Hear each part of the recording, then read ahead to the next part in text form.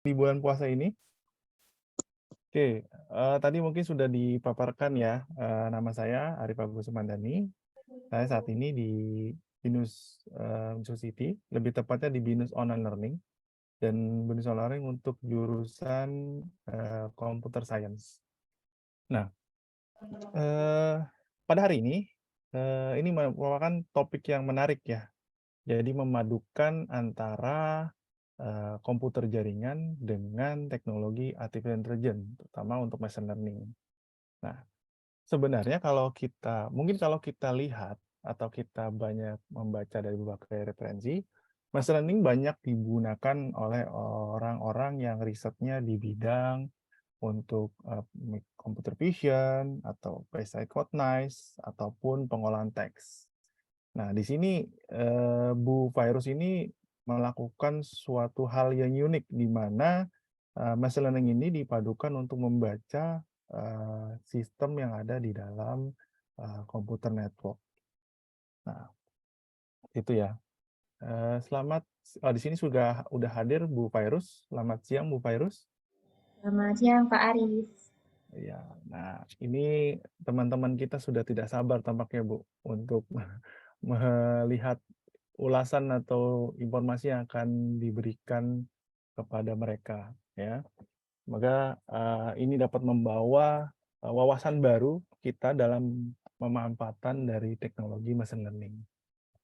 Oke, mungkin tidak berlama-lama lagi saya menginformasikan terkait beliau. Gimana Bu? Udah siap untuk memaparkan kajiannya? Baik, sebentar saya share screen terlebih dahulu.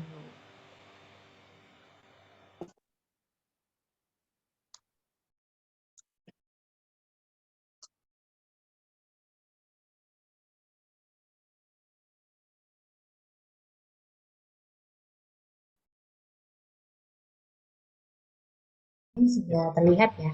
sudah terlihat Bu. Bisa saya mulai berarti Pak Arif? Ya, silakan Bu. Terima kasih.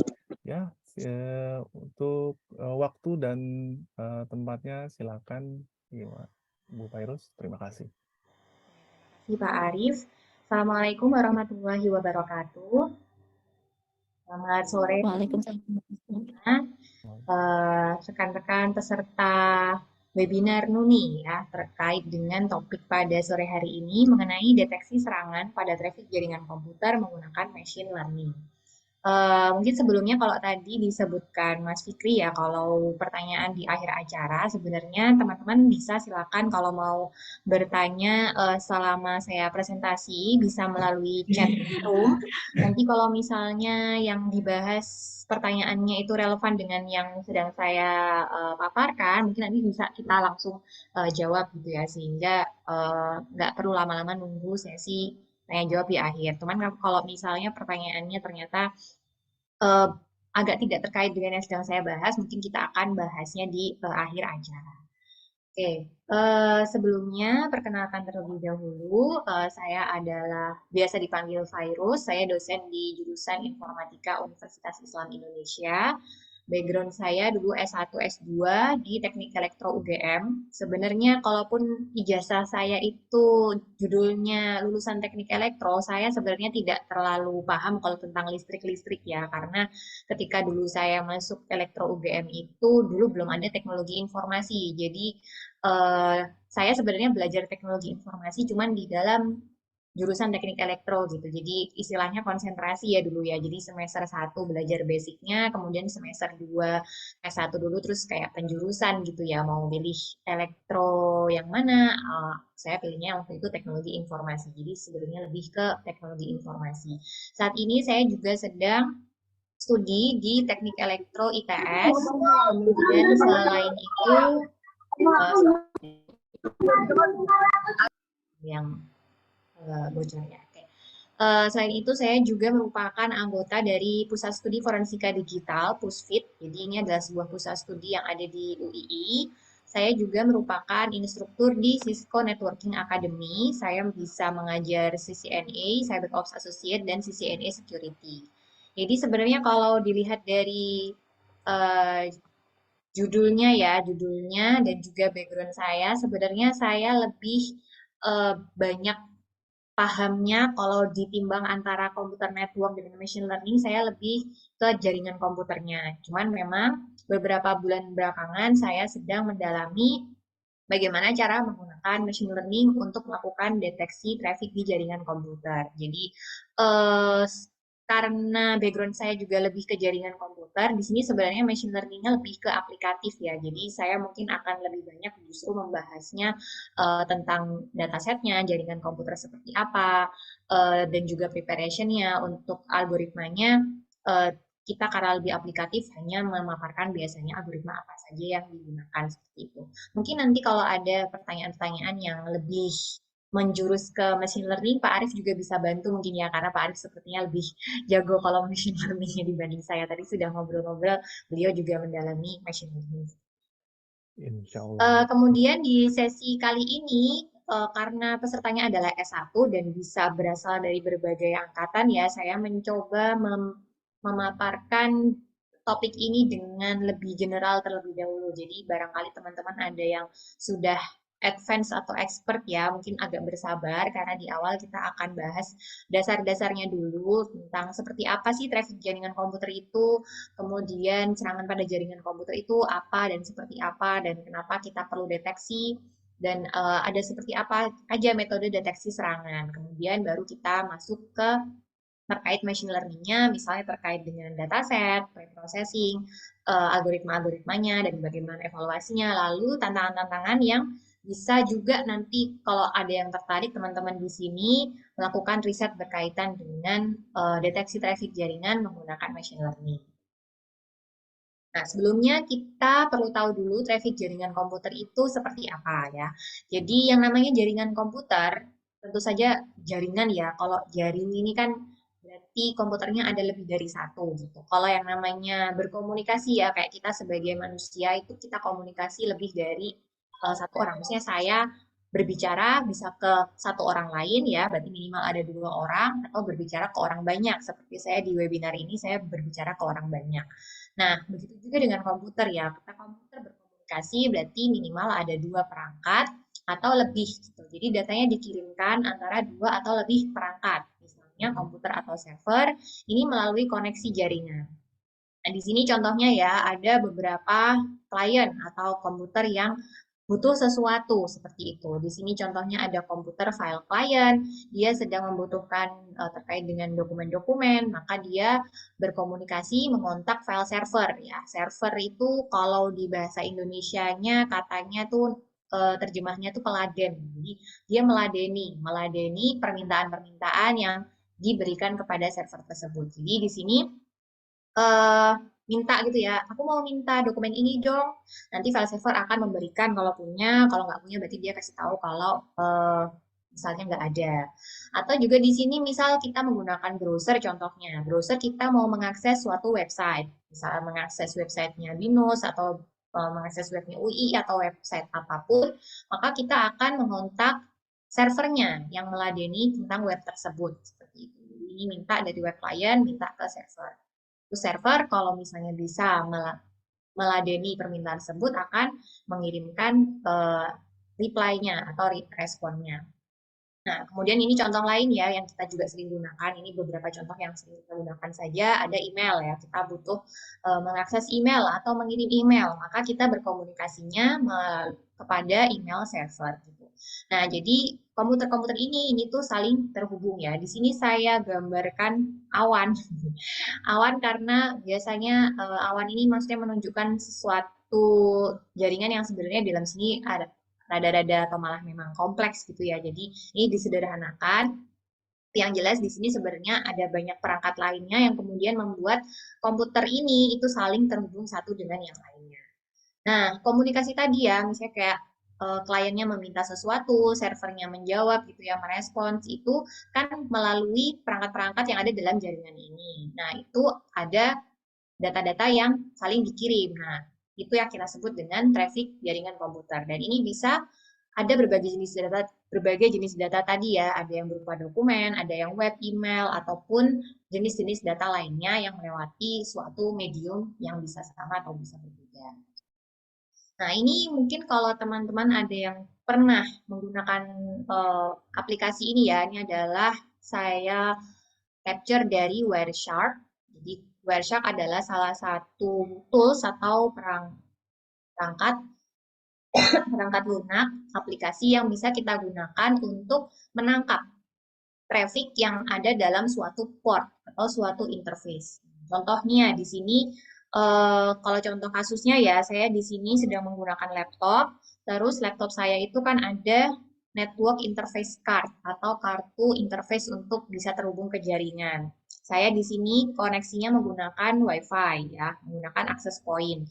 Nah, saya itu mau menangkap traffic atau data-data apa aja sih yang keluar masuk dari network interface card wireless saya seperti itu. Nah, saya bisa menggunakan Wireshark ini untuk menangkap traffic-nya. Nah, ini contohnya, contoh data yang tertangkap ya. Di sini ada misalnya dari IP address mana, tujuannya ke destination-nya mana, kemudian protokolnya apa, terus panjangnya berapa, infonya di dalam situ itu isi paketnya apa gitu ya. Itu kita bisa lihat ya, apalagi kalau misalnya tidak terenkripsi ya, kita bisa lihat apa adanya datanya dari data-data yang tertangkap di dokumen itu gitu.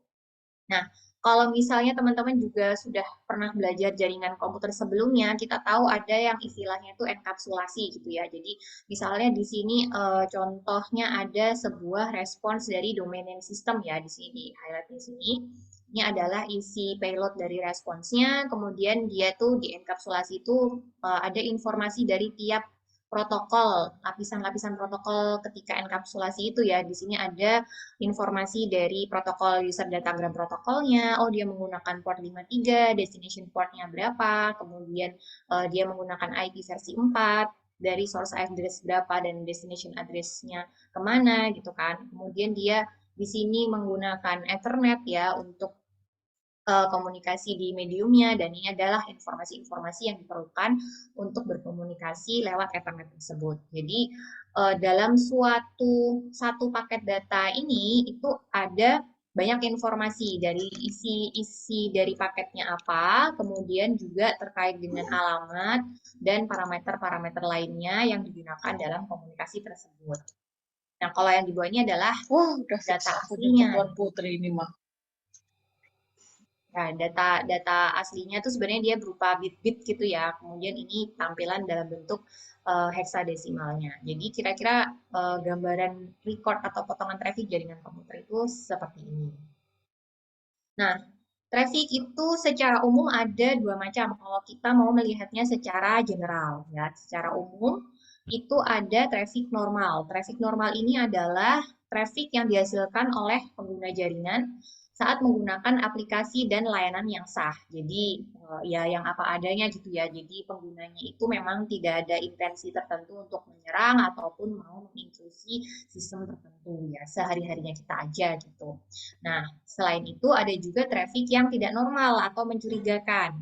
Ini disebabkan oleh aktivitas jahat ya. Misalnya ada yang dengan sengaja melakukan serangan distributed denial of service. Jadi dia melakukan request besar-besaran dari komputer-komputer ya. Nanti ada contoh gambarnya agar tujuannya atau misalnya suatu itu ya tidak bisa melayani karena saking banyaknya request yang masuk. Atau bisa jadi sebuah serangan malware atau sebuah upaya mengambil alih jaringan dan berbagai contoh lainnya. Ini merupakan jenis traffic yang tidak normal atau mencurigakan.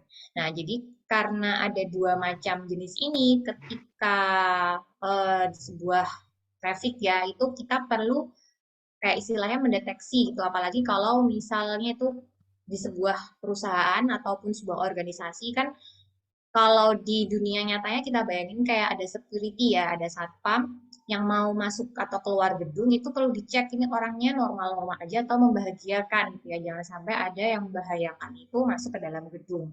Nah, di sini kita juga perlu teknik untuk mendeteksi ya apakah suatu traffic ini normal atau ada yang tidak normal untuk mencegah ataupun kalaupun tidak bisa sampai mencegah bisa memberikan alarm bahwa ada sesuatu yang berbahaya sedang memasuki sistem kita. Nah, serangan pada jaringan komputer itu ada apa saja? Sebenarnya ada banyak sekali ya. Kita nggak akan membahas itu semuanya detail satu persatu di sini karena bukan itu fokus utamanya. Tapi secara umum ya, ini ada beberapa contoh saja. Ini adalah contoh serangan yang distributed denial of service. Jadi di sini seorang penyerang dia memiliki suatu controller dan di sini ada banyak komputer yang sebelumnya memang sudah diinfiltrasi. Jadi memang sudah disusupi malware. Malwarenya itu di mana dia membuat masing-masing komputer ini bisa di take over gitu ya, diambil alih untuk melakukan perintah-perintah tertentu gitu. Jadi biasanya ini disebut zombie ya karena dia ya dikendalikan ya dikontrol oleh suatu pusat controller seperti itu. Di sini contohnya misal biasanya sih penyerang itu ada ini ya, ada request itu ya, ada permohonan pekerjaan misalnya, ada orang yang lagi nggak suka sama suatu perusahaan atau target tertentu gitu kan, kamu tolong dong serang serang perusahaan ini gitu. Oke, mau bayar berapa? Oh, sekian Bitcoin misalnya atau Ethereum. Biasanya sih pakai ini ya kripto ya biar nggak bisa dilacak. Nah, terus kemudian dia karena dia memang udah punya kontrol sebelumnya dari komputer-komputer lain ini, dia mengontrol untuk mengirimkan request secara bersamaan ya kepada suatu target komputer atau server seperti itu. Di mana si peladen atau server itu ya, itu kan dia punya kapasitas atau kemampuan yang terbatas gitu. Kayak misalnya kalau kita lagi-lagi saya suka menganalogikannya dengan dunia nyata ya, misalnya kayak kita di restoran, seorang waiter atau pelayan kan tangannya cuma dua gitu, tangannya cuma dua berarti dia cuma bisa mengantarkan atau memegang piring itu uh, ya secukupnya di dua tangan itu dia bisa membawa sebanyak apa gitu.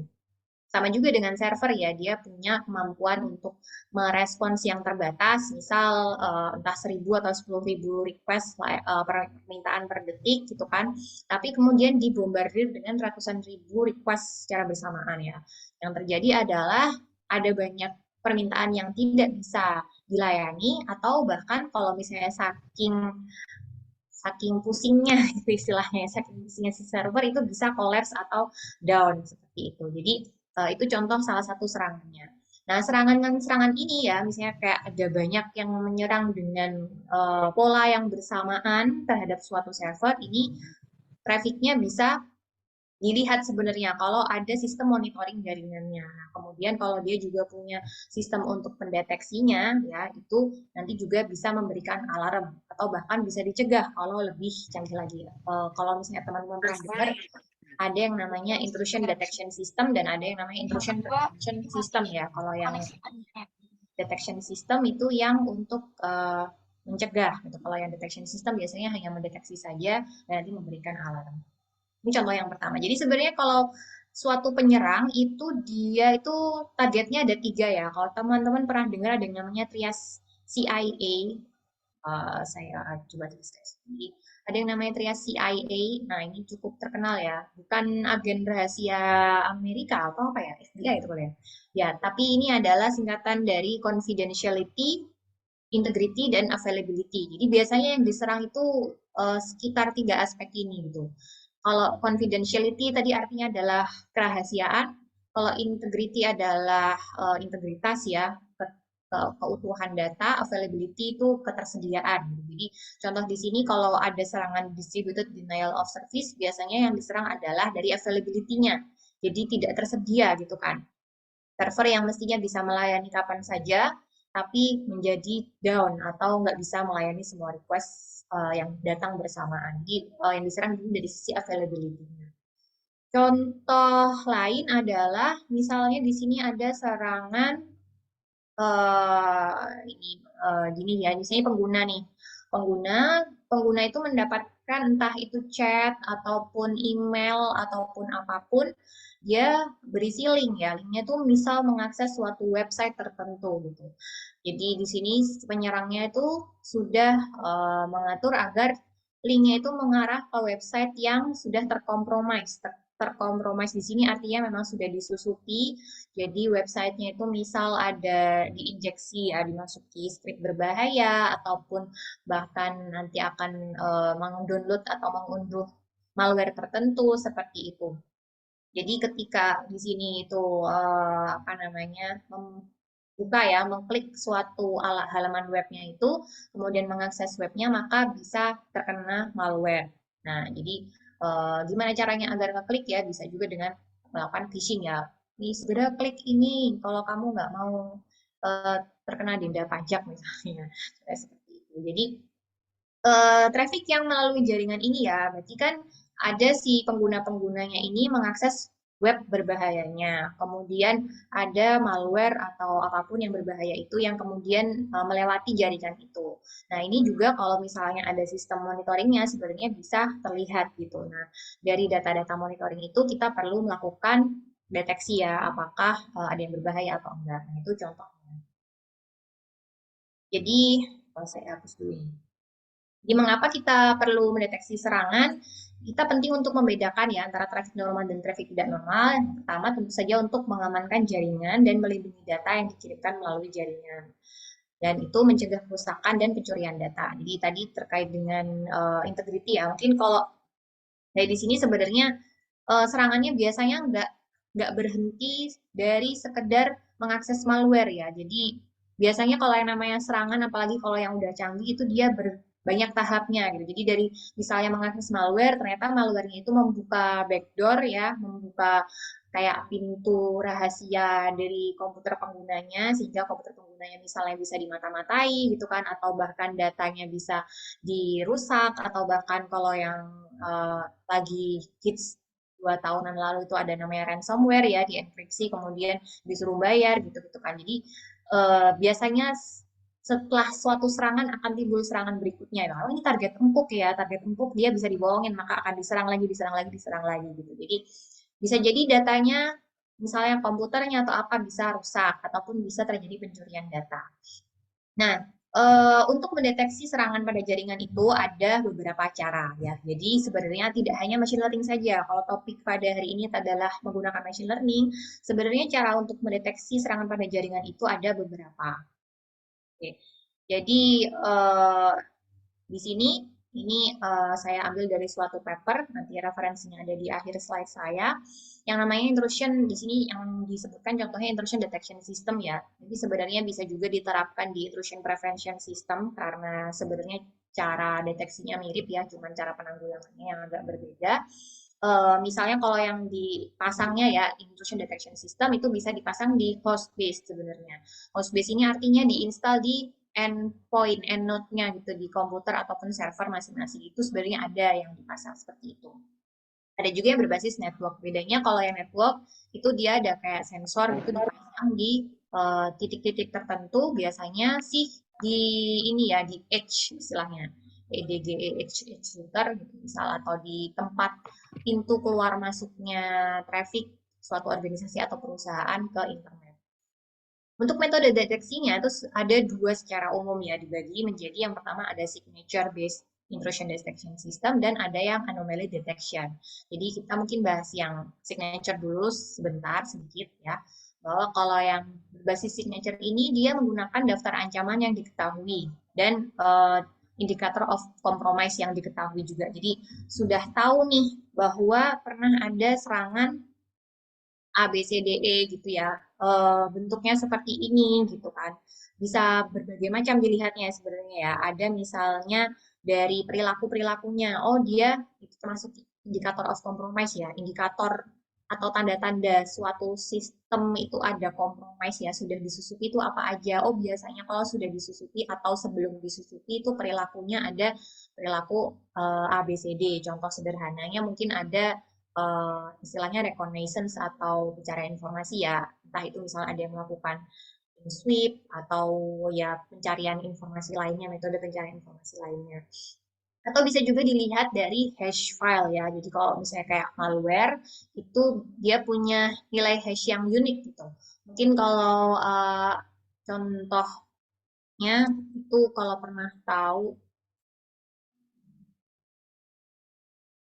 virus total ya, kalau ada yang pernah virus total ini salah satu yang populer untuk mengecek apakah suatu URL atau dokumen itu malware atau berbahaya atau enggak ya. Misalnya di sini kita bisa memasukkan file, bisa memasukkan URL, atau juga bisa memasukkan ada entah itu hashnya, domain, IP address, dan lain-lain. Nah, eh, setiap malware itu dia kayak ada nilai hashnya. Jadi kalau hash itu adalah suatu komputasi ya, sebenarnya dari misalnya kayak malware nanti dihitung komputasinya menghasilkan nilai hash tertentu yang mana nilai hash itu tidak akan pernah berubah kalau dokumen atau malware itu nggak berubah gitu ya. Kira-kira gambaran nilai hash itu seperti itu. Dan ini tuh sifatnya unik ya. Jadi kayak misalnya saya coba cari salah satu malware. Nah, ini di sini ini adalah contoh nilai hashnya gitu dan ini tuh unik untuk tiap-tiap malware. Di virus total ini ada banyak sekali database-nya dan kalau di sini kebetulan ada informasi juga misal dari vendor mana yang mengatakan bahwa malware ini berbahaya gitu ya. Misalnya kalau yang cukup terkenal ada Avast, ada Kaspersky, McAfee, Microsoft dan lain-lain menyebutkan bahwa suatu malware dengan nilai hash ini tuh berbahaya gitu ya. Hashnya ini bisa berupa dari algoritma MD5, SHA-256 atau satu lagi saya lupa, ada juga gitu. Jadi ini adalah nilai unik yang melekat ya pada malware tersebut. Itu kalau misalnya ada yang contohnya kalau di traffic ya ada melewati traffic kita terus kemudian itu bisa kita cek nilai hashnya itu bisa kita nyatakan bahwa itu pasti suatu malware karena kalau misalnya kita menggunakan database yang ini ya, itu sudah 61 vendor yang mengatakan bahwa itu adalah sebuah malware gitu. Jadi yang berbasis signature ini keakurasiat keakurasiannya itu lebih tinggi ya karena memang sudah pasti. Jadi dia berdasarkan knowledge base gitu. Ada selain hash file juga misalnya berdasarkan urutan byte yang diketahui. Jadi ada pola-pola byte tertentu pada serangan traffic. Trafficnya itu kan sebenarnya traffic itu kan sebenarnya dari bit 010101 gitu kan ya biner gitu. Nah, itu ada dia punya pengetahuan, punya kayak istilahnya database atau perpustakaan gitu bahwa kalau ada patternnya bit-bitnya tuh sekian sekian sekian itu suatu serangan gitu ya. Jadi sudah diketahui sebelumnya. Atau contoh lain kalau email ya, email tuh subjeknya biasanya sudah menjurus gitu misal atau memang di dalam emailnya ada dokumen yang berbahaya. Jadi sudah diketahui dari ancaman-ancaman memang sudah ada di database-nya atau dari tanda-tanda indikator compromise-nya. Jadi sebenarnya ini kalau dari sisi keakurasian lumayan tinggi. Cuman bagaimana jika terjadi serangan yang baru gitu. Serangan yang sebelumnya belum ada di database. Gitu. Nah, itu biasanya kita bisa cegah atau mendeteksi menggunakan yang anomaly detection. Jadi kalau yang berbasis anomali ini memperingatkan perilaku mencurigakan yang tidak diketahui berdasarkan baseline. Jadi baseline itu kayak eh, normalnya itu seperti apa performa dalam jaringan. Nah, jadi misalnya gini, oh biasanya nih di jaringan ini trafficnya sekian Mbps atau biasanya mengakses webnya itu yang umum diakses adalah YouTube atau misalnya Google atau apa gitu. Nah, terus tiba-tiba suatu waktu ada halaman web yang tidak terlalu terkenal, terus trafficnya sangat tinggi gitu, kayak ada peaknya ya, ada kayak meningkat drastis gitu. Nah, ini bisa bisa dianggap ini adalah sebuah anomali ya, sebuah anomali karena pada hari-hari biasanya, pada waktu-waktu biasanya di jam tersebut itu nggak ada akses ke web itu dan tiba-tiba itu meningkat sangat tinggi. Nah, karena ini sebuah anomali, nah ini bisa jadi jangan-jangan suatu serangan atau suatu hal yang berbahaya gitu ya, sehingga ini bisa mendeteksi suatu serangan yang belum ada di basis data itu. Nah, ini sebenarnya ada plus minusnya ya, masing-masing cara deteksinya tadi. Kalau misalnya tadi yang deteksi berbasis signature, saya katakan akurasi yang lumayan tinggi ya, bahwa kalau misalnya itu disebut dengan suatu serangan ya, kemungkinan besar memang itu suatu serangan ya, karena sudah ada di database-nya. Cuman dia kekurangannya adalah database-nya itu kan sangat besar, sehingga dia membutuhkan resource yang cukup tinggi juga untuk ngecek satu-satu ya, ini bener apanya ada di dalam database atau enggak, trafficnya ada tanda-tandanya mengarah ke serangan atau enggak gitu ya. Itu membutuhkan resource yang cukup tinggi. Sebenarnya kalau yang berbasis anomali, kalau kita juga menggunakan deep learning ya sebenarnya cukup berat juga ya, cuman Di sini plusnya dia bisa tahu kalau contohnya ada istilahnya itu zero day attack. Jadi serangan di hari ke-0. Artinya apa kalau zero day attack itu misal ada sebuah kerentanan yang dipublikasikan ke umum ya di saat itu, tapi perusahaan yang punya kerentanan itu tuh belum membuat patch-nya, belum membuat update ataupun untuk menutup kerentanan itu. Nah, antara pengumuman bahwa ada suatu kerentanan sampai dengan waktu di mana si perusahaan itu update sistemnya dia itu namanya biasanya dikatakan zero day attack. Jadi orang-orang bisa menyerang kerentanan itu karena belum bisa tertutup. Jadi serangan-serangan baru itu lebih bisa ditangani oleh yang deteksi berbasis anomali. Tapi ada kekurangannya juga adalah keakurasiannya cenderung lebih rendah ya. Jadi banyak misal ini dideteksi sebagai serangan gitu, tapi sebenarnya dia traffic biasa aja, sehingga ada mungkin beberapa traffic biasa yang dianggap sebagai serangan. Nah, itu kekurangan dari yang deteksi berbasis anomali. Nah, kalau kita ngomongin yang deteksi traffic jaringan menggunakan machine learning itu adalah gabungan ya dari deployment-nya berarti menggunakan network base dan detection methodnya menggunakan anomaly detection. Nah, anomaly detection ini sebenarnya ada juga yang tidak berdasarkan machine learning, tapi kalau akhir-akhir ini memang sebagian besar menggunakan machine learning. Jadi machine learning-nya kalau secara umum biasanya seperti ini ya gambarannya. Ada datasetnya, mohon maaf ini ada typo, ada datasetnya seperti apa, kemudian datasetnya kita lakukan pre-processing, misalnya ada encoding dan normalization, kemudian nanti datasetnya kita bagi menjadi dua bagian ya, ada training phase untuk membuat modelnya gitu kan, kemudian dari bagian kecil, biasanya sebagian kecil dari datasetnya kita gunakan untuk testing ya. Dari modelnya itu kita cek apakah sudah apa ada beberapa cara evaluasi sih ya. Contohnya misalnya apakah sudah akurat atau belum. Prediksinya apakah suatu traffic itu benign ini adalah normal ya atau suatu attack serangan atau biasanya dikatakan juga malicious. Jadi secara umum gambarannya adalah seperti ini. Jadi ada beberapa hal yang akan kita ulik di sini ya. Pertama adalah dataset. Nah, kalau terkait traffic jaringan tuh terus datasetnya kayak apa gitu kan. Nah, kita nanti akan bahas. Terus bagaimana preprocessingnya gitu kan. Karena nanti datanya juga berbagai macam bentuk gitu. Jadi kalau teman-teman sudah eh, pernah menggunakan machine learning ya, misalnya kayak misal machine learning yang berbasis teks. Oh, kalau NLP itu nanti ada preprocessing, misalnya menghilangkan stop words, menghilangkan tanda baca dan lain-lain. Nah, kalau kalau data traffic jaringan preprocessingnya seperti apa gitu kan? Nanti kita akan coba bahas. Kemudian algoritma apa saja yang bisa kita gunakan atau sudah pernah digunakan ya untuk mendeteksi serangan dalam traffic jaringan ini. Kemudian bagaimana evaluasinya. Dan yang terakhir adalah tantangan-tantangan apa saja yang masih ada dan bisa kita hadapi, terutama kalau misalnya teman-teman di sini ada yang sedang mencari topik riset ya, atau sekedar iseng juga boleh mau menjawab tantangan-tantangan yang ada dalam deteksi jaringan komputer menggunakan machine learning ini. Oke, kita akan coba bahas satu persatu. Pertama mungkin sebelum kita ngomong ada dataset apa aja, kita perlu tahu juga alat untuk membuat datasetnya itu seperti apa. Jadi kalau dalam traffic jaringan komputer, kita biasanya ada dua macam ya, secara umum saya bagi menjadi dua. Saya sebutnya dataset mentah ya. Dataset mentah itu bentuknya contohnya seperti ini. Atau contoh yang tadi yang digambar di Wireshark tadi ya, bahwa ini ada waktunya, kemudian ada misalnya source dan juga destination-nya, ada flag-nya, kemudian sequence number-nya.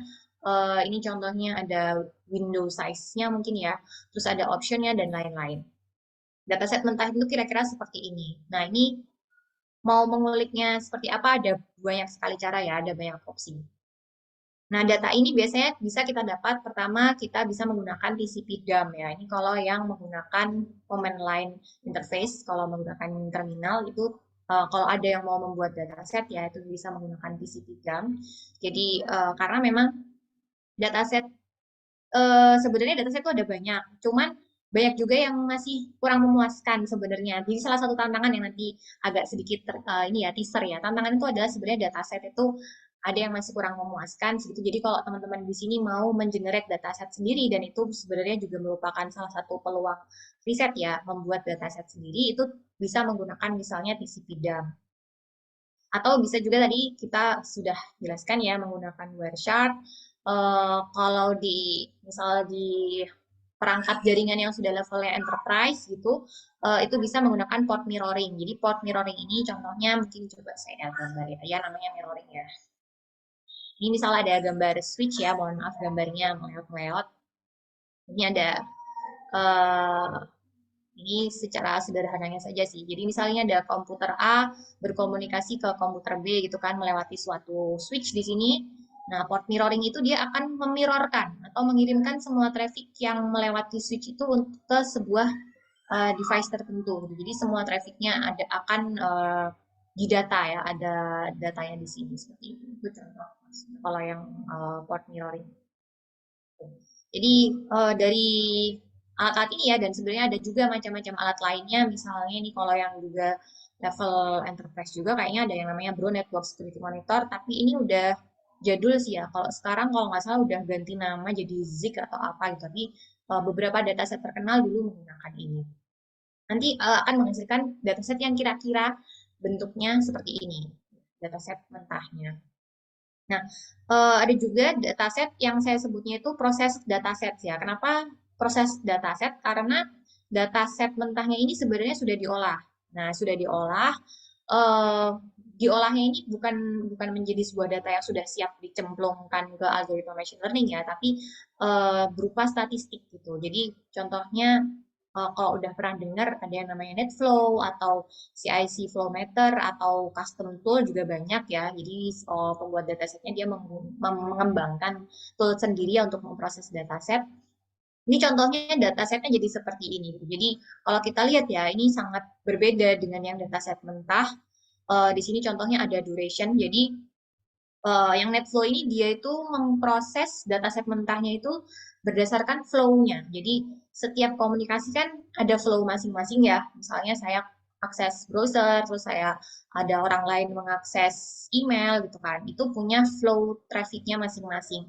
Nah, setiap flow ini tuh dihitung statistiknya gitu. Jadi misal di sini oh durasi flow-nya itu untuk record yang pertama ada 0,12 sekian detik. Terus kemudian paket yang ada dalam flow tersebut ya, source paket ini singkatan dari source paket ada 6, terus destination paketnya ada 4, terus source bytes-nya ada 258 bytes, destination bytes-nya ada 172 bytes, terus kecepatannya, terus time to live-nya, terus beban isi dari payload-nya gitu ya, dan masih banyak lagi nih sebenarnya ada banyak ya fiturnya. Jadi datasetnya itu sudah berupa statistik dari record flow-nya tadi. Jadi ini kan contoh satu satu arah saja ya. Kalau yang dataset mentah itu contoh satu arah dari source ke destination, ada paket ini terkirim udah gitu. Tapi kalau ini lebih ke statistik tiap flow-nya. Nah, itu jadi datasetnya bisa berbeda. Jadi sebuah dataset kadangkala ada yang hanya menyediakan yang statistiknya saja, ada juga yang dua-duanya. Tuh, ada yang dataset mentah sekaligus juga menyediakan statistiknya. Gitu. Nah, jadi kenapa kok ada dua macam gitu ya? Kenapa nggak semua orang disediakan yang dataset mentahnya saja? Karena dataset mentah ini biasanya sangat besar sekali. Saya sendiri bahkan kalau saat ini ya belum berhasil memproses yang dataset mentah karena memang butuh komputasi yang resource ya, computation resource yang sangat besar dan saat ini saya belum gitu. Jadi dimudahkan dengan adanya dataset yang berupa statistik ini sehingga lebih ringan meskipun sebenarnya juga masih cukup berat kalau bagi saya ya. Mungkin tergantung tempat teman-teman sekalian apakah menyediakan komputasi center yang cukup tinggi gitu. Jadi ini contohnya ada beberapa dataset yang sudah cukup populer dan banyak digunakan di berbagai macam penelitian. Ini diurutkan mulai dari yang paling awal muncul sih ya, yang paling populer itu ada namanya DARPA 1998, dia atau disebut juga KDD Cup 99. Kenapa dia disebutkan DDCAP 99? Karena memang dataset ini dulu dibentuk untuk suatu kompetisi gitu. Jadi dibuat datasetnya untuk kompetisi untuk mengembangkan algoritma apa yang bisa mendeteksi jaringan dengan baik gitu ya. Jadi ada kompetisinya. Jadi yang dua ini ya ini juga sama. Ini dataset yang di-generate untuk melakukan kompetisi. Jadi saya nggak tahu ya kalau sekarang masih ada atau enggak. Yang jelas ini kan 10 tahun ya, range 10 tahun mereka masih ada gitu. Nah, contohnya di sini untuk dataset yang DARPA 98 ini fiturnya ada 41, jumlah serangannya ada 4 ya, macam serangannya misalnya ada denial of service, ada probe, remote to local, dan user to root seperti itu. Untuk yang remote to local dan user to root sebenarnya ini adalah serangan yang tidak lazim ya biasanya terjadi, makanya di sini juga rasio serangannya kecil, yang besar itu memang biasanya ke denial of service ya, serangan yang banyak terjadi. Nah, kalau kita lihat di sini di dataset ini rasionya itu total attack-nya ya dari keempat attack itu di dalam traffic itu ada 22,8% ya, sedangkan normal traffic-nya ada 77,2%. Nah, ini kenapa saya tampilkan juga di sini karena ini bisa menjadi masalah, bisa juga tidak masalah ya, tergantung sudut pandang masing-masing sebenarnya. Dan jumlah datasetnya ini sampai 5 juta reports ya, testing setnya 2 juta reports. Jadi biasanya kalau cara membuat apa dataset seperti ini tuh memang butuh resource yang tinggi juga. Jadi nggak cuman melakukan komputasi untuk membuat modelnya, tapi untuk membuat datasetnya juga butuh resource yang besar. Jadi karena contohnya di sini dia di dalam jaringan ya, selama beberapa hari gitu sengaja membuat serangan-serangan gitu kan. Oh hari ini serangan dari jam sekian sampai jam sekian. Nanti kalau data detailnya ada biasanya di website masing-masing gitu ya. Bahwa serangannya itu ada di menit keberapa, yang hari keberapa gitu nanti untuk diproses lebih lanjut. Nah, dataset yang ini itu juga dia ada dua macam, ada raw mentahnya dan ada juga flow-nya kalau nggak salah. Ini kemudian ada dataset lain ya, fiturnya sama karena ini merupakan pengembangan lebih lanjut, serangannya juga sama, cuman di dataset yang ini dia sudah berusaha meningkatkan ya rasio serangannya gitu. Karena kalau yang di sini dianggap pokoknya terlalu kecil, di sini ditingkatkan lagi. Di sini total attack-nya 33%, normalnya 67%. Dan training jumlah datasetnya juga dikurangi ya. Kita lihat ini sudah jauh banget berkurangnya untuk jumlah records-nya sehingga bisa lebih memudahkan terutama kalau peneliti-peneliti yang computation resource-nya tidak sebesar yang kaya-kaya gitu ya research center-nya. Nah, contoh lain di sini ada juga CTU13. Ini merupakan dataset yang fokusnya ke bot ya, botnet. Jadi dia punya 13 skenario dari 7 bot ya. Ada masing-masing skenario punya serangan yang berbeda-beda dengan jumlah penyerang yang berbeda-beda juga. Nanti teman-teman bisa lihat detailnya di webnya untuk CTU13 ya, juga ada nanti referensinya di akhir slide. Nah, kalau di sini justru perbandingannya sangat jauh ya antara normal dan malicious. Normalnya di sini 9, maliciousnya di sini 1 gitu. Datasetnya sendiri sangat besar ya, sampai 20 juta net flow reports dan 850 juta paket untuk raw-nya. Ini untuk raw-nya, ini untuk yang sudah terproses tadi. Kalau misalnya di apa namanya di gigabyte kan, mungkin saya sambilkan sih di sini ya. Ini web untuk datasetnya. Nah, itu totalnya sampai ratusan gigabyte. Free space komputasi di kampus masing-masing ada berapa? Apakah bisa muat ini semua? Jadi memang untuk deteksi traffic jaringan ini butuh resource yang lumayan tinggi ya kalau mau pakainya yang terutama kalau mau pakai yang raw data. Sebenarnya kalau yang bukan raw agak lebih kecil tadi. Jadi ini contohnya dia punya 13 skenario. Oh, ini skenario yang pertama serangan dari bot Neris ya dengan bot lain ini dengan hari dan durasi yang berbeda. Terus ini misalnya serangan botnya ditingkatkan gitu ya. Dan ini contoh rasio dari masing-masing skenario. Oh, untuk yang skenario satu itu normal backgroundnya 97,4, terus ada botnet flow sama command and controlnya CMC itu memang kecil gitu. Jadi oh di sini itu tadi saya sebutkan memang ada plus minusnya ya. Ada yang sengaja membuat dataset itu dengan malicious atau attack itu yang kecil karena memang di dunia nyata ini serangan itu memang jauh lebih sedikit daripada traffic yang normal. Itu alasan orang-orang yang membuat dataset atau yang misalnya memproses atau membuat model trainingnya itu eh, pakai yang rasionya sesuai dunia nyata gitu ya. Tapi di sisi lain sebenarnya kalau misal maliciousnya tuh terlalu kecil ya untuk terutama buat trainingnya, dikhawatirkan nanti ketika di deploy ataupun ketika dicek pakai testingnya itu nggak akurasinya jadi terlalu rendah ya karena kecil gitu emangnya kecil. Jadi emang nanti ada plus minusnya dan itu juga merupakan salah satu tantangan dalam deteksi traffic jaringan menggunakan machine learning. Oke, ini ada juga yang lain ya, semakin baru fiturnya biasanya semakin banyak ya di sini.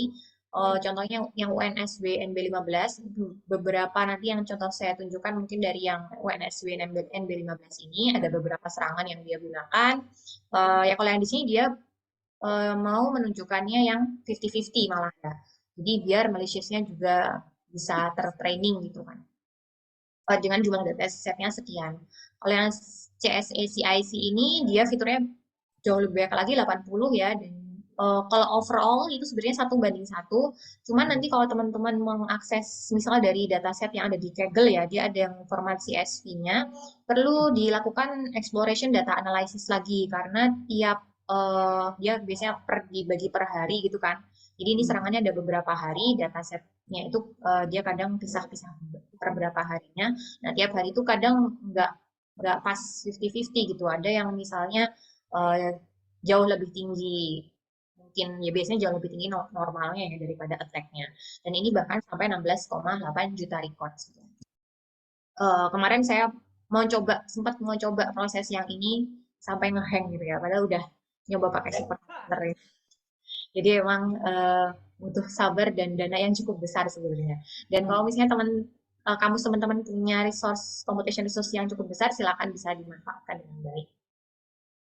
Nah, terkait dengan pre-processing-nya itu ada beberapa tahap juga ya. Ini sebenarnya nggak semua tahap karena tergantung datasetnya kan. Ada dataset yang mungkin ada yang mau memprosesnya pakai raw data. Nah, kalau pakai raw data barangkali butuh parsing and cleaning ya, karena datanya raw masih berupa yang contohnya ini tadi kan, butuh di parsing, butuh di cleaning gitu. Nah, tapi kalau misalnya yang bentuknya udah ini, biasanya kita udah nggak perlu parsing lagi, karena eh, contohnya yang ini tuh saya datasetnya pakainya udah CSV ya, jadi tinggal dimasukin pakai Pandas data frame itu ke dalam script kita, sehingga nggak perlu lagi parsing and cleaning. Jadi ini biasanya dilakukan di tahap kalau misalnya pakai raw data, eh, ada juga soalnya nanti yang proses algoritmanya misal pakai NLP itu dia butuh. Kemudian ada juga encoding ya. Nanti kita akan bahas lebih lanjut normalization dan balancing dataset ini saya beri tanda tanya. Oke, jadi kita lanjut ke yang penjelasan tentang encoding. Kenapa kita perlu encoding? Karena di datasetnya itu ada beberapa yang bentuknya itu semacam kategori ya. Di sini contohnya ada fitur tentang protokol. Protokol yang digunakan apa? Oh, ada yang pakai TCP, ada yang pakai protokol UDP gitu kan. Nah, ini perlu kita lakukan encoding, diubah ke dalam bentuk angka agar bisa lebih dipahami oleh si komputer kita. Kemudian servisnya apa gitu kan? Apakah misalnya itu suatu servis FTP, DNS atau bukan servis apapun, terus state-nya apakah fin ataupun state lainnya. Jadi di sini contohnya ada 3 ya yang perlu kita lakukan encoding. Untuk durasi sama source packet di sini karena sudah berupa angka, kita tidak lakukan encoding. Jadi di sini contohnya saya menggunakan one hot encoding ya, maka jadi seperti ini. Waduh, ini kenapa nol semua ternyata. Yang ada angka satunya ternyata nggak capture karena tadi nggak muat jadi saya potong. Jadi misalnya nih ternyata dia menggunakan ini servis ya, servisnya menggunakan servis IRC. Nah nanti maka di sini statusnya satu gitu. Jadi yang lain nol, ini satu. Oh dia pakai servisnya POP3 gitu ya, maka di sini satu, lainnya nol. Jadi kita ubah ke kita encoding, kita kodekan ke dalam bentuk lain, ke dalam bentuk angka-angka agar bisa diproses oleh komputer kita. Kemudian ada juga yang namanya normalization. Nah, kalau kita lihat di sini, contoh yang di atas adalah sebelum dilakukan normalization. Di sini contohnya saya menggunakan data yang UNSW NB15 ya. Kalau kita lihat dari di sini ada describe, ada yang sudah pernah pakai apa namanya functionnya describe, dia akan menunjukkan beberapa data statistik ya, data statistik dari data kita, misalnya jumlah datanya ada berapa, kemudian rata-rata, standard deviation, minimal, maksimal, dan kuartil-kuartilnya. Nah, kita lihat di sini kalau sebelum kita lakukan normalisasi itu range datanya itu cukup beragam ya. Misalnya di sini dari 0 sampai 59. Di sini dari 1 sampai 10.000 gitu ya. Ada yang lebih gede lagi gitu. Jadi range-nya itu sangat beragam sehingga dikhawatirkan bisa memengaruhi hasil komputasi gitu. Sehingga di sini kita mau coba seragamkan range-nya agar lebih imbang gitu ya bayangannya. Kita kalau di sini saya contohnya menggunakan normalization yang scaling biasa. Uh, Kalau mau coba yang lain juga bisa ya. Ini juga bisa menjadi salah satu peluang riset juga, bisa mau dicoba-coba normalization pakai yang apa gitu kan, pakai yang log misalnya, atau juga disesuaikan dengan datasetnya ya. Kalau datasetnya memang sangat bedanya sangat tinggi, ada yang antara 0 sampai 1, ada juga yang datanya fiturnya antara 0 sampai 1 juta misalnya, itu bisa misal menggunakan normalisasi yang log gitu ya misalnya. Nah, setelah kita lakukan normalisasi di sini range-nya jadi lebih seragam range datanya.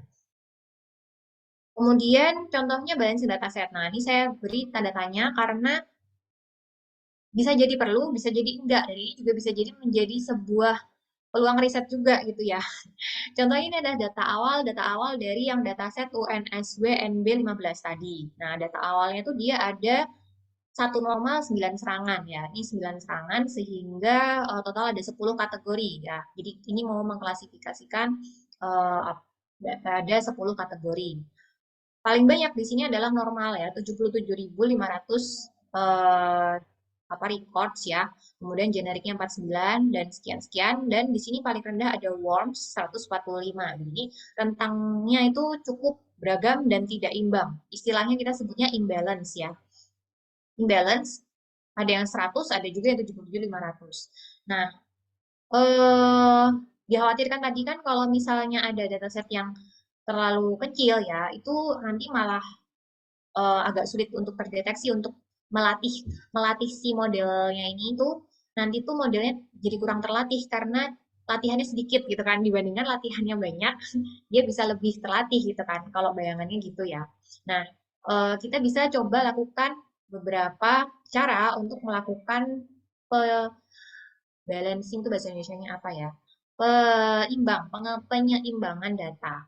Nah, ada teknik yang namanya misalnya oversampling, ada teknik yang namanya undersampling. Gitu. Sebenarnya ada banyak cara balancing yang bisa kita eksplorasi dan kita evaluasi performanya. Ini saya cuma ambil beberapa contoh saja yang kebetulan saya iseng untuk mencoba gitu. Contoh oversampling yang di sini saya gunakan ini menggunakan library EMBlearn ya. Kalau ada yang pernah tahu atau ada yang pengen coba juga, EMBlearn itu ada library-nya di Python. Di sini oversampling-nya pakai random oversampler dengan sampling strategi minority. Nah, setelah dicoba ternyata dia karena sampling strategi yang minority adalah membuat yang paling sedikit di sini, yang paling sedikit itu 145 atau worms di sini, dia lakukan duplikasi sepertinya ya. Jadi duplikasi records ya sesuai dengan karakteristik-karakteristik yang ada dalam 145 dataset 145 records ini, sehingga di sini kemudian ternyata disamakan dengan yang normal. Sehingga worms-nya di sini sampai 77.500 sama gitu ya, disamakan dengan normal. Sedangkan yang lainnya tidak berubah di sini karena di set di sini kebetulan setnya adalah minority strateginya. Nah, bisa juga misal mau menggunakan undersampling gitu ya. Undersampling di sini contohnya saya pakai dari library EMBlearn juga, pakainya all KNN. Nah, tinggal pakai juga sebenarnya. Nah, di sini dia lebih mencoba ada yang istilahnya ratakan ya, meratakan nggak juga, nggak rata juga sih sebenarnya. Tapi yang terlalu banyak di sini dikurangi ya. Kalau kalau oversampling itu artinya dia yang sedikit diperbanyak gitu kan, sehingga bisa hampir sama jumlahnya atau sama dengan yang banyak gitu. Kalau undersampling itu dari data yang ada dikurangi gitu. Jadi contohnya di sini normalnya awalnya 7.500 dikurangi jadi 64.878 gitu kan. Yang udah cukup sedikit ya worms, dia nggak diapa-apain, wormsnya 145 ya 145 aja gitu. Cuman yang lain dikurangi agar bisa lebih balance gitu. Meskipun nggak balance balance amat, tapi seenggaknya lebih balance daripada sebelumnya. Nah, kira-kira kalau dari menggunakan ini, ketika dilatih misal menggunakan deep learning, yang bagus akurasinya yang mana?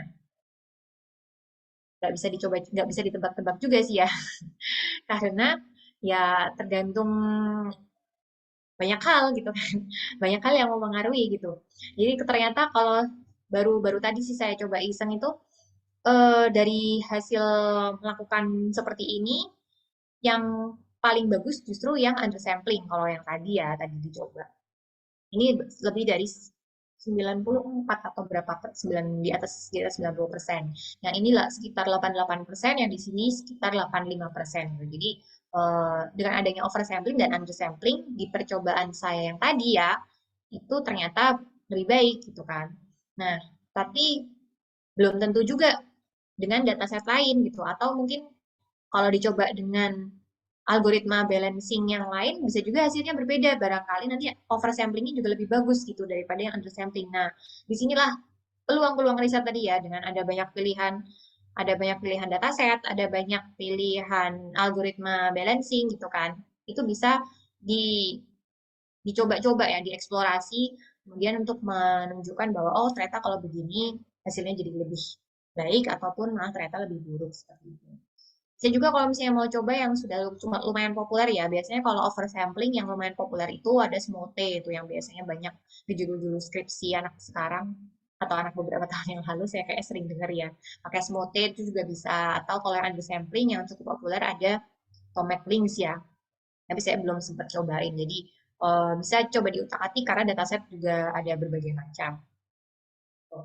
Nah, terus masuk ke algoritma-algoritma ya, algoritma-algoritma yang bisa digunakan di dalam untuk deteksi dari traffic jaringan ini. Nah, sebenarnya ada banyak sekali juga ya yang bisa dipilih gitu kan. Mau pakai yang istilahnya shallow machine learning models yang machine learning biasa atau shallow ya istilahnya karena nggak deep gitu. Atau yang pakai deep learning itu juga banyak ya. Di sini adalah beberapa contoh penelitian yang menggunakan algoritma-algoritma machine learning ini gitu. Contohnya di sini ada yang pakai decision tree gitu kan. Kemudian pengembangannya juga ada yang pakai, saya pakai random forest gitu. Ada yang pakai di sini kayak nearest neighbor, pakai support vector machine, ada yang pakai K-means clustering, ada yang pakai artificial neural network gitu ya. Jadi sebenarnya kalau kita ngomongin masalah klasifikasi ya biasanya lebih ke supervised gitu kan. Tapi ada juga yang mencoba menggunakan kalau yang unsupervised gitu. Misalnya untuk mengelompokkan uh, ke beberapa kelompok tertentu dan nanti yang kelompok yang misalnya outlier ataupun sangat berbeda misalnya dikatakan suatu serangan misalnya seperti itu. Jadi ada banyak cara ya, ada banyak algoritma yang bisa dicoba sesuai dengan dataset. Pertama tadi adalah dataset dan kemudian tujuannya itu, karena kalau kita lihat lagi yang di bagian deep learning ini ya, ada pilihannya dari current neural networks, ada uh, deep neural network, ada convolutional neural network, ada deep belief network, dan ada autoencoder. Di sini kalau misalnya teman-teman mempelajari deep learning yang untuk tipe data yang lain ya, misalnya untuk tipe data video ataupun gambar ataupun misalnya teks gitu kan. Kalau CNN biasanya lebih ke image ya, karena dia lebih untuk mengenali pattern atau pola. Nah, ini bisa dipakai juga kalau kita mau melihat pola-pola yang ada dalam traffic jaringan. Kalau misalnya mau pakai RNN, ya kalau RNN kan lebih lebih ke melihat sequence ya atau sequentialnya, urutan-urutannya gitu. Nah, ini bisa juga ya kalau misalnya kita mau melihat serangan trafficnya itu dari urutannya dia, flow-nya dia tadi. Misalnya dia habis ini, habis itu ngapain, habis itu ngapain. Atau bisa juga kalau ada itu yang dosen saya di sini itu dia mengombinasikan RNN itu karena tadi kalau kita ngomongin dataset ya, dataset tadi kan sangat besar. Coba balik lagi ke atas. Dataset sangat besar. Kalau kita pakai yang data raw ya, data raw itu sangat besar dan butuh komputasi tinggi. Tapi kita juga bisa memilih menggunakan yang statistik kan. Tapi sebenarnya di sini itu karena sudah diubah ke statistik, ada banyak data yang sudah hilang gitu kan. Kalau raw itu lebih kaya lah istilahnya apa ya, lebih lebih kaya yang untuk diolah lah sebenarnya gitu.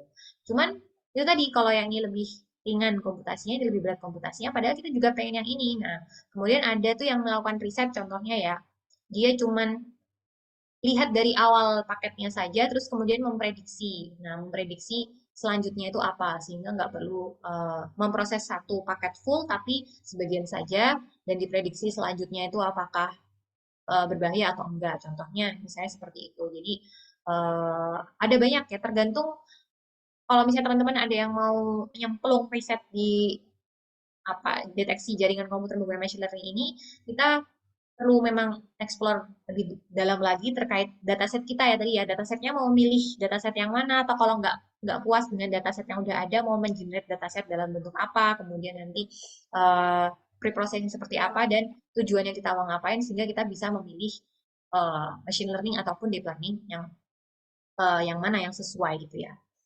Jadi di sini contoh lainnya juga ada algoritma optimasinya juga ada berbagai macam yang digunakan. Oke. Kemudian kalau untuk evaluasi ya, sebenarnya kalau evaluasi ini cukup apa istilahnya general ya, nggak terlalu berbeda dengan atau malah memang nggak berbeda sama sekali dengan evaluasi yang dilakukan di machine learning untuk jenis data lainnya. Misalnya menggunakan confusion matrix ya kita kenal ada true positif, ada false positif, ada false negatif dan true negatif. Di sini contohnya untuk precision ya sama juga kita menghitung precision menggunakan true positif dibagi dengan jumlah true positif dan false positif. Kemudian ada recall ya, misalnya dihitung dari true positifnya dibagi dengan true positif dan false negatifnya gitu kan untuk melihat detection rate-nya. Kemudian false alarm rate-nya gitu kan. Ini berarti kesalahannya ya dihitung dari false positif dan ini ya gabungan antara false positif dan true negatif. Kemudian ini kebalikannya true negative rate. Bisa saya percepat saja karena sebenarnya secara umum sama saja ya. Kalau yang paling banyak digunakan itu memang biasanya lebih cenderung ke akurasi. Jadi semua ini juga banyak yang dipakai. Oke, jadi tantangannya tadi sebenarnya saya beberapa sudah sebutkan ya di sepanjang sepanjang presentasi tadi gitu ya. Ada beberapa tantangan yang menarik untuk di tackle gitu. Contohnya yang pertama adalah dataset yang komprehensif. Kalau dilihat tadi dataset yang paling populer yang terbaru itu keluaran tahun 2018 ya, which is sudah 5 tahun berlalu sejak datasetnya itu. Saya belum nemu lagi dataset besar, dataset yang komprehensif, yang kemudian menarik untuk dieksplorasi. Ya sebenarnya ada juga sih, ada juga rekan saya di sini juga yang membuat dataset juga, cuman eh, yang tadi yang komprehensif itu udah ada. Biasanya hanya mengarah ke serangan-serangan tertentu atau misal dia mencoba membalancekan ya, oh di dataset ini serangannya sekian, terus dia mengenerate sendiri gitu. Jadi kalau misalnya ada yang pengen bikin dataset, ini merupakan sebuah peluang ya dalam penelitian terkait deteksi jaringan komputer menggunakan machine learning.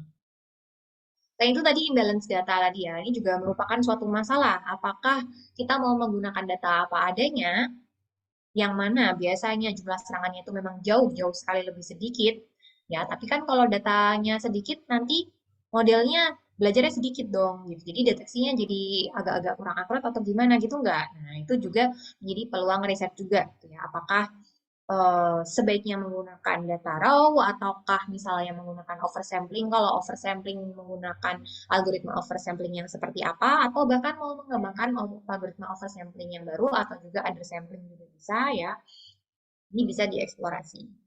Kemudian terkait dengan computing resources-nya saya tadi juga sudah beberapa kali bilang memang ini butuh komputasi yang sangat tinggi gitu kan. Nah, tantangannya ada macam-macam sih, apakah mau menggunakan teknologi terbaru ataupun mungkin misalnya mengurangi fitur. Nah, padahal kan sebenarnya kalau kita pakai deep learning kan salah satu keuntungannya adalah deep learning itu bisa memilih sendiri ya fitur-fitur mana yang dia akan gunakan gitu kan. Beda dengan yang shallow machine learning yang biasanya butuh campur tangan dari expert untuk memilih fitur mana yang sebaiknya kita gunakan. Jadi udah pakai deep learning mestinya pengennya nggak dipilihin lagi ya fiturnya apa. Apalagi kalau misalnya tadi contohnya datasetnya ada 80 fitur gitu kan. Mau milih satu-satu untuk mengurangi fitur agar komputasinya lebih rendah, sama aja dong daripada malah kalau misalnya pakai deep learning kan pengennya udah dipilih. Jadi memang ada plus minus ya, bagaimana apakah kita perlu mengurangi parameter atau seperti apa. Ini merupakan salah satu tantangan. Tantangan lain adalah enkripsi. Nah, enkripsi kalau misalnya datasetnya tadi itu plain text mungkin kita bisa lihat ya. Apalagi kalau kita menggunakan raw data, terus isinya plain text kan kita bisa proses tuh. Apalagi kalau payloadnya yang kita proses ya. Jadi diproses di machine learning pun ada yang hanya memproses itu potongan headernya saja. Headernya mungkin juga dibatasi hanya header sampai layer berapa. Ada juga yang sampai payloadnya. Tapi kalau misalnya semuanya sampai payloadnya tentu lebih berat juga dari komputasinya ya. Cuman kalau misalnya udah dienkripsi, nah gimana? Kan jadi bingung ya. Maksudnya ini protokolnya apa ketutupan gitu kan? Atau bersembunyi ya? Kalau misalnya kita pakai VPN misalnya, nah kan IP address-nya kan disembunyikan gitu kan. Jadinya ini merupakan tantangan juga, apakah bisa kita mendeteksi jaringan yang sudah terenkripsi untuk menentukan ini sebuah serangan berbahaya, traffic berbahaya, atau traffic biasa saja. Ini merupakan suatu tantangan yang cukup berat sebenarnya di dalam area riset area ini. Selanjutnya juga ada tantangan terkait streamline data analysis ya, karena serangan itu selalu muncul yang baru ya. Bahkan kalau misalnya teman-teman pernah ngecek kayak knowledge base misalnya Cisco gitu ya, per hari itu bisa ada 1 juta serangan. 1 juta serangan itu nggak tahu juga berapa yang serangan umum atau serangan yang baru gitu kan. Yang artinya model ini harus selalu kita perbarui terus gitu. Agak sulit kalau misalnya kita mentraining model, terus udah modelnya kita pasang misalnya di perusahaan kita untuk mendeteksi. Nanti kalau misalnya ternyata ada jenis serangan dengan pola yang berbeda ya, yang sama sekali berbeda polanya. Nah, tapi terjadinya di tempat lain gitu kan. Kita kan perlu mengupdate, mengajari modelnya ini lagi gitu. Nah, ini jadinya perlu ada istilahnya yang bisa melatih model secara real time seperti itu. Ini juga merupakan suatu tantangan. Apalagi ditambah melatih itu tadi butuh computing resource yang sangat besar. Jadi ini merupakan tantangan yang serius. Nah, ini adalah beberapa referensi. Saya menggunakan referensi utama dari memang sebuah survei paper ya, Intrusion Detection System, Systematic Study of Machine Learning and Deep Learning Approaches. Nah, teman-teman bisa akses di sini, datasetnya juga banyak tersedia secara umum.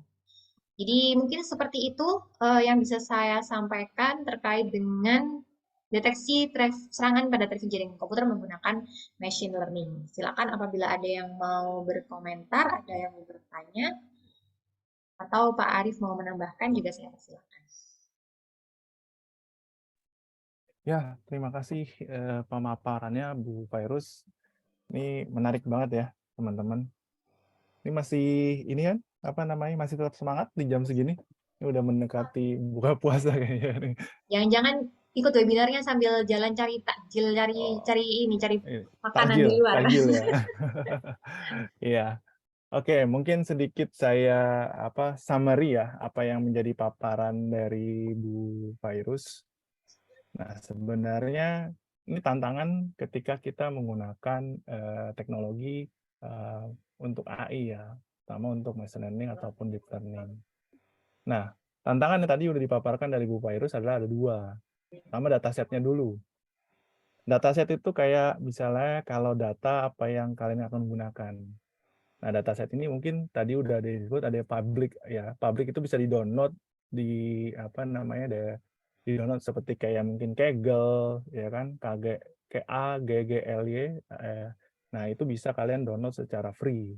Atau juga kita bisa create-nya. Nah, create-nya tadi mungkin udah dipaparkan oleh Bu Virus.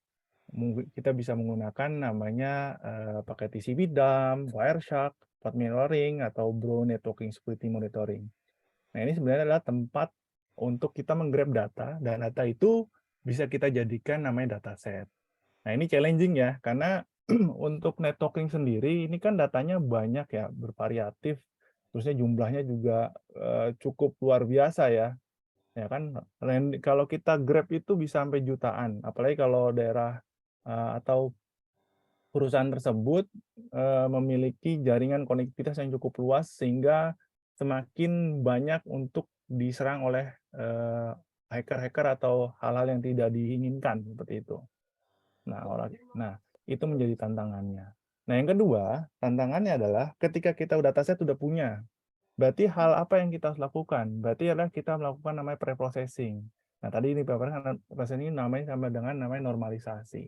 Jadi datanya sebenarnya kayak kita lihat ya, datanya itu kan bentuk data itu ada yang supervised, ada unsupervised, sama hybrid. Nah, supervised mungkin kalau kalian teman-teman di sini atau saya bilang teman-teman ya, ini kalian tahu udah mungkin datanya udah bentuk udah direlasikan bahasanya, udah distrukturisasikan. Ya kayak bentuknya contoh gampang saya ngambil adalah kayak di database, itu udah bentuknya struktur. Ada yang tidak terstruktur. Nah, ini dataset ini yang biasanya dibentuk ngambil dari dataset yang tadi udah diambil dari TCDAM itu biasanya tidak struktur. Oleh karena itu, kita perlu melakukan strukturisasi. Nah, strukturisasinya seperti apa? Nah, makanya kita perlu melakukan namanya processing dan lakukan normalisasi. Nah, normalisasi itu apa? Normalisasi adalah bagaimana kita menghilangkan namanya propaganda atau penggandaan atau duplikasi data, sehingga data itu bisa dikenali dan tidak terjadi tumpang tindih.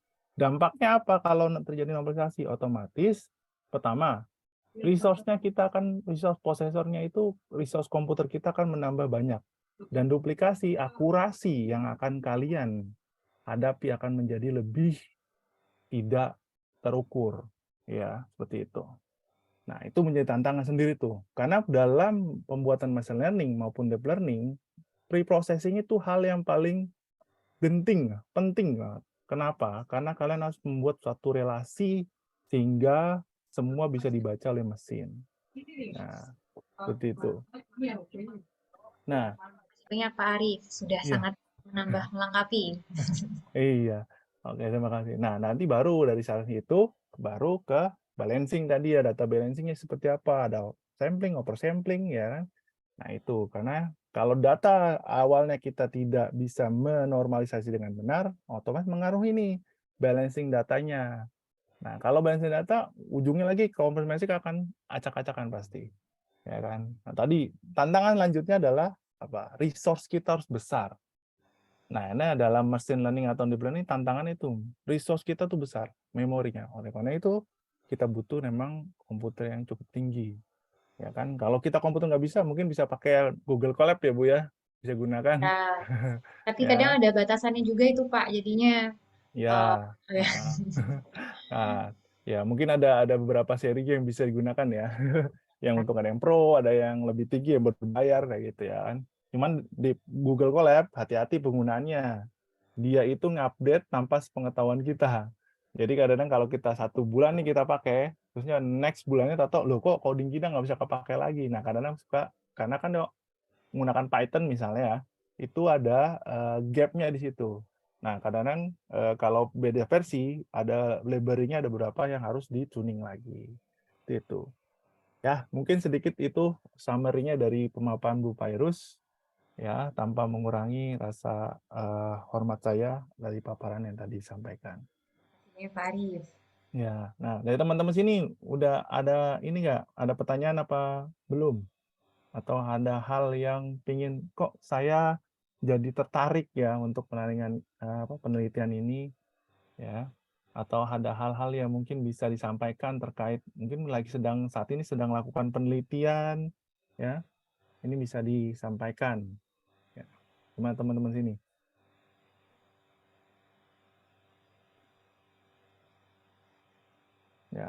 Oh iya Ya Bu, tadi ada saudara. ya. Iya. Tadi mungkin Ya, membahas yang kita tadi ini ada lagi nama tools namanya Honeypot tuh. oh iya, honeypot. Honeypot itu jadi dia ini ya menarik gitu ya. Jadi Mm-mm. dia seolah-olah Iya. server aslinya, terus nanti penyerang itu menyerangnya jadinya ke honeypot itu. Nah, itu nanti data-datanya biasanya bisa kita simpan juga dari honeypot itu, Kak Arif ya. Terima kasih Ya, sudah itu. menambahkan. Heeh. Iya, terusnya tool Honeypot ini termasuk free ya. Kalau teman-teman juga mau instalasi, tapi usahakan ketika kita mau ngambil TC apa model dataset ini, usahakan adalah taruhnya dia adalah yang di area core. Jadi kalau dalam network itu ada beberapa area, ada core, distribution, access. Core itu adalah untuk area yang di ISP paling atas, jadi untuk router dan lain-lain. Kalau distribution itu areanya untuk pembagian, misalnya VLAN dan lain-lain. VLAN untuk ke marketing, misalnya finance dan lain-lain. Nah, akses itu adalah untuk ke arah end user. Itu. Nah, itu pembagiannya. Sehingga jadi kalau kalian saya gini, oh saya mau masang gini misalnya TCP dump, saya mau dumpnya di arah apa namanya klien. Nah, jangan aneh nanti kalau tanya kok cuma dikit doang ya, karena nggak seluruhan komponen akan dipakai apa kedapatan. Karena kalau di core kan otomatis semua akan terdistribusi, serangan utama pasti datang dari dia. Nah, dataset yang lain akan lebih banyak di situ. Ini ada yang open mic, apakah mau bertanya dari saudara Iya, ya Timothy? mungkin cepat teman. Tadi ada dari Timothy Siombing mungkin ada yang open mic. Risk dari honeypot itu bagaimana Pak? Karena saya si hacker tahu bahwa yang kena ini honeypot. Nah, mungkin apa Ibu mau virus jawab dulu? Karena bisa saya si hacker tahu bahwa yang kena ini honeypot, namun dia bisa memanfaatkan. Kalimatnya sebenarnya agak-agak bingung ya. Iya, agak membingungkan. Jadi mungkin Karena dijelaskan. tidak ada tanda bacanya. Iya, Eh Biasanya ya tergantung ya kalau misalnya penyerang itu ini sepengetahuan saya dulu ya, ini Pak Arif mungkin bisa menambahkan. Jadi honeypot itu kan dia seolah-olah adalah server aslinya dari sisi penyerang. Jadi penyerang bisa aja merasa bahwa dia sedang menyerang, padahal ternyata yang diserang kan server aslinya gitu. Jadi memang bisa jadi si penyerang nggak tahu kalau yang dia serang sedang honeypotnya gitu. Kalau misalnya penyerang yang kemudian sadar loh, ternyata yang aku serang bukan server aslinya, ternyata honeypotnya ya. Mungkin kalau saya melihat dari sudut pandang penyerang ya dia akan coba cari cara lain atau menyerah gitu. Mungkin seperti itu. Dia bisa memanfaatkan honeypotnya dimanfaatkan seperti apa ya? Karena kalau misalnya kayak data-data rahasia ataupun sistem intinya tentu saja nggak dipasang di honeypot, jadinya penyerangnya nggak akan terus mengambil alih honeypot untuk diapakan. Terus tahu saya tidak sampai seperti itu. Itu kalau yang sepengetahuan saya. Pak Arif atau Pak Arif mau menambahkan? ini saya sedikit menambahkan. Nah, kalau honeypot ini kalau dibilang adalah sebenarnya tadi ada apa benar yang dikatakan Bu Virus. Jadi dia memang untuk memikat. Sebenarnya kalau diserang adalah ini honeypotnya bukan dia gitu kan. Nah, dari situ sebenarnya kita bisa membaca ya, karena kan itu masuk tools monitoring ya. Jadi monitoring kita bisa melihat apa yang dia masuki dan apa yang akan dia rentas. Nah, sebenarnya bukan sebagai solusi, nah, tapi sebagai membantu kita membaca polanya dia seperti apa. Karena nanti kalau untuk solusi ya, untuk penyetopan itu bisa menggunakan firewall, ya seperti itu. Tapi kan konotasi kita adalah kita membaca apa yang akan diserang, apa yang mereka lakukan terhadap jaringan kita. Seperti itu. Ya. Pelajari perilaku penyerang gitu ya Pak ya. Iya. Gitu.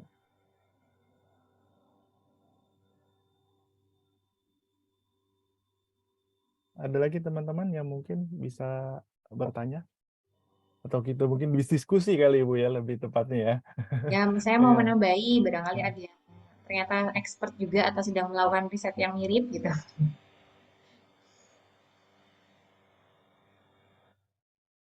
Kalau mau berkolaborasi juga bisa ya Bu dengan Bu Virus untuk terkait Boleh. ini ada yang seperti ini. Nah, teman-teman Bisa. yang lagi mungkin lagi tahap-tahapnya mau skripsi ya Bu ya. Ya, Nah, kira-kira biasanya saya bingung topik mau gitu ya. ngambil topik apa gitu kan. Nah, mungkin bisa hubungan dengan Bu Virus ya kan. Nah, atau mungkin konsultasi dengan saya misalnya, nah bisa juga. Gitu. Ya, nanti kalau ada yang mau kontak bisa ke email saya di virus.rahma@ui.ac.id. Iya, Silakan bisa berkirim berkomunikasi di sini. iya. Nah ini penelitian ini makin tahun ya makin naik ya Bu trafficnya kalau dilihat ya. Ya, Gitu betul.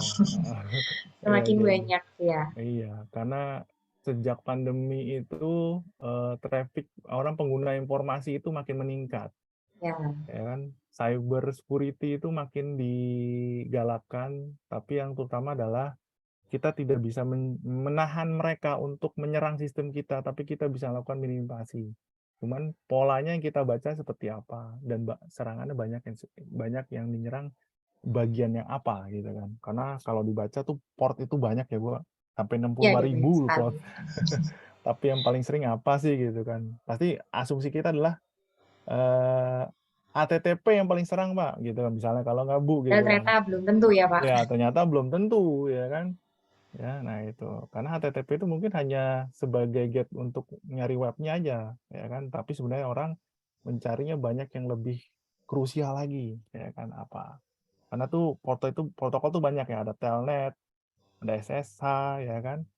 Nah, itu banyak berlaku. Apalagi kalau servernya itu yang berhubungan dengan eh, apa kan server itu banyak demografinya ya, ada yang server untuk database, web dan lain-lain kayak gitu. Saya soalnya pernah dihack, Bu. Oh, apa, Pak? Web Bapak atau sistem atau? Sistem VoIP saya, Bu. Oh, Sistem VoIP saya, terus saya gunakan apa namanya model apa namanya sempat hancur lah. Jadi billing saya diambil, billing sistem saya diambil. Jadi mereka gunakan VoIP saya untuk komunikasi dengan dunia luar menggunakan billing saya. Nah, billing oh, saya membengkak. Nah, jadi ya iya, yang diserang saya adalah model UDP. Ternyata pas saya lihat monitoringnya, UDP saya banyak dihajar. Seperti itu, bukan TCP-nya malahan. Nah, itu kan ya, hal menarik ya. Jadi ya. mengubah asumsi kita HTTP, ternyata ada kota lain yang banyak diserang seperti itu. Itu. Oke, teman-teman, ada pertanyaan sebelum Ada kita yang akhiri? bertanya ini, ada yang bertanya tapi direct message ke Oh, saya. direct Ibu ya. Apa pertimbangan memilih metode untuk setiap step, misal setiap balancing dataset menggunakan oversampling dan undersampling? Apakah ada kajian atau jurnal yang Ibu jadikan landasan? Terima kasih. Kalau misalnya artikel atau paper yang menjadi landasan, kalau saya pribadi sebenarnya enggak ya. Jadi, tapi di luar sana ada gitu. Setahu saya ada misalnya kayak paper yang sudah mencoba, undersamplingnya dicoba beberapa algoritma, kemudian ditemukan ternyata yang paling baik ini gitu, atau oversamplingnya gitu. Ada juga yang menggunakan metode hybrid ya. Jadi misalnya yang kecil akan di oversampling, yang besar akan di undersampling. Ada yang hybrid juga seperti itu. Kalau saya pribadi, meskipun sebenarnya ada artikelnya ya, yang mungkin teman-teman juga bisa gunakan itu untuk memilih mau oversampling atau undersampling yang mana, saya lebih ke penasaran sih mau nyoba sendiri gitu. Benar nggak sih yang dilakukan paper itu gitu? Kita bisa coba lakukan semuanya gitu ya di misalnya ada beberapa algoritma undersampling seperti ini, ada beberapa algoritma oversampling seperti ini, terus kita coba satu-satu semuanya. Oh ternyata performanya bagusnya yang undersampling ini atau oversamplingnya atau bahkan hybrid gitu ya. Nah itu kemudian baru saya pakai untuk tahap berikutnya. Jadi kalau paper pasti ada, bisa dicari di Google Scholar ya. Biasanya apa keywords-nya itu tentang imbalance. Kalau misalnya terkait dengan ini ya berarti biasanya intrusion ya, intrusion detection imbalance dataset atau seperti apa semacam itu. Kalau saya pribadi karena penasaran enaknya nyobain dulu sih tuh. Nyobain dulu, oh itu pakai teknik ini begini ini begini gitu. Nanti algoritmanya coba pilih satu dulu gitu ya. Jadi pakai algoritma satu dulu, kita pakai ambil apa namanya oversampling sama undersampling beberapa, terus kita lihat performanya, baru kita kemudian menentukan. Itu ya semoga menjawab atau memuaskan.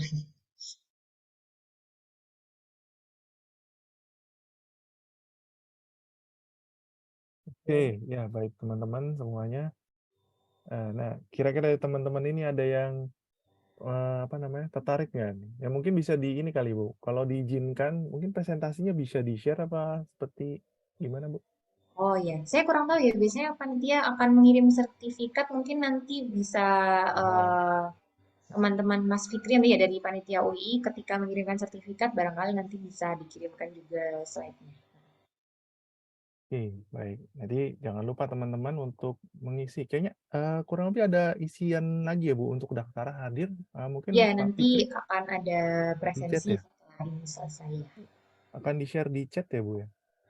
Apa? Biasanya di share screen juga sih Pak. Ini biasanya mungkin habis ini Mas Fikri selaku MC tadi ada Oh ya. beberapa hal yang dilakukan dari panitia. Oh, oke, baik. Terima kasih Bu. Eh, Sekali lagi, mungkin ada teman-teman ada yang mau nanya lagi atau Ameng ada direct message ke Bu Pairus? Kalau saya udah nggak ada, udah Saya selesai. juga tidak ada, Bu. Oke, baik. Mungkin terima kasih Bu ya untuk paparannya, sangat Sama-sama terima kasih. memberikan wawasan terkait apa penelitian yang Ibu lakukan. Semoga nanti penelitiannya dapat diselesaikan dengan sampai akhir Bu ya, sampai lulus ya Bu.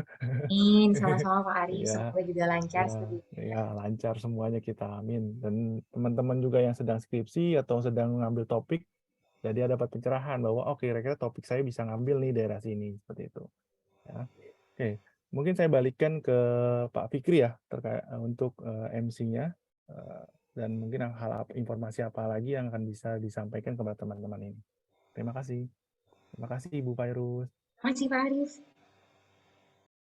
Oke, terima kasih Pak Arif. Eh, untuk sesi selanjutnya itu kita saatnya untuk foto bersama. Dimohon untuk seluruh peserta mengaktifkan mengaktifkan kameranya masing-masing. Oh ya, untuk foto bersama ini dimohon jangan keluar dulu, nanti ada pengisian link exit ticket untuk sertifikat dan segala itu.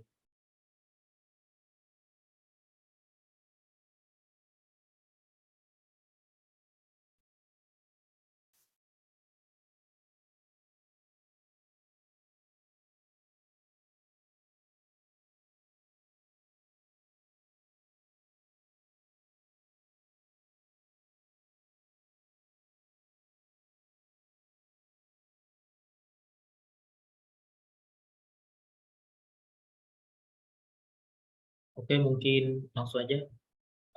Satu, dua, tiga. Lagi.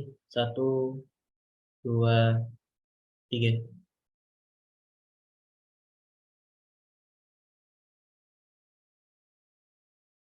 Oke, terima kasih teman-teman. Sekarang saya mau isi link exit ticketnya. Bisa di, di scan atau enggak bisa dari tautan ini yang saya diberikan di chat Zoom. Saya juga kirimkan filenya di chat room ya. Kalau ada yang mau mengunduh saya persilakan. Baik, Bu.